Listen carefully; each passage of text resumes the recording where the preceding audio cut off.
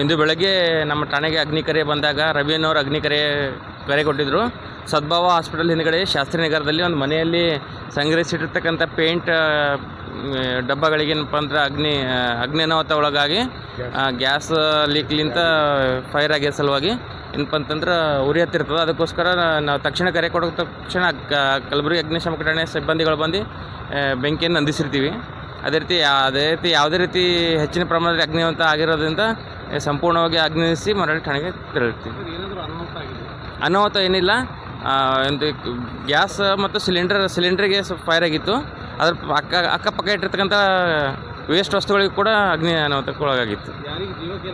ಜೀವಕ್ಕೆ ಯಾವುದೇ ರೀತಿ ಹಾನಿ ಯಾರಿಗೂ ಆಗಿಲ್ಲ. ಓಕೆ. ಮನ್ಯಾಗ ಯಾರೂ ಇರಲ್ರಿ. 8-15 ಅನ್ನೋದ್ರಾಗ ಅಷ್ಟು ಮಂದಿ ಮಕ್ಕಳು, ಹಳೆಯ ಮಗಳು, ಸೊಸಿ ಎಲ್ಲರೂ ಹೊರಗೆ ಹಾಕಿಬಿಡ್ತಾರೆ. ನಾವು ಒಬ್ಬಾಕಿನೇ ಇರೋಕೆ 8 ದಿವಸ ಊಟಿಗೆ ಊರಿಗೆ ಹೋಗಿದ್ರಿ. ಇವತ್ತು ಮುಂಜಾನೆ ಹೇಳ್ಕೊಂಡಿನಿ, ಸೊಸಿಗೆ ಏನೋ ಕೆಲ್ಸಕ್ಕೆ ಅಂಗಳಕ್ಕೆ ಬಾ ಅಂತ ಕರೆಯೋದಕ್ಕೆ ಹೊಗೆ ನೋಡ್ಯಾಳಕಿ. ಅರ್ಧಂಬರ್ಧ ಬಟ್ಟೆ ಉಟ್ಕೊಂಡು ಅರ್ಧಂಬರ್ಧ ಓಡಿ ಬಂದಾಳ. ನನ್ನ ಮಗ ಬಾತ್ರೂಮ್ನಾಗನ ಓಡಿ ಬರೋದು ಹೆಂಗೆ, ಎಲ್ಲರಿಗೂ ಓಣ್ಯಾಗಿನವ್ರು ಎಲ್ಲರೂ ಹೆಲ್ಪ್ ಮಾಡಿದ್ರು. KB ಅವ್ರು ಬಂದರು, ಅಗ್ನಿಶಾಮಕ ದಳದವ್ರು ಬಂದರು, ಎಲ್ಲರೂ ಬಂದು ನಮಗೆ ಕಾಪಾಡ್ರು. ಅದೇ ಒಂದು ದೊಡ್ಡದು ಕೃತಜ್ಞತೆ ಹೇಳ್ತೀನಿ ಅವ್ರಿಗೆ ನಾ.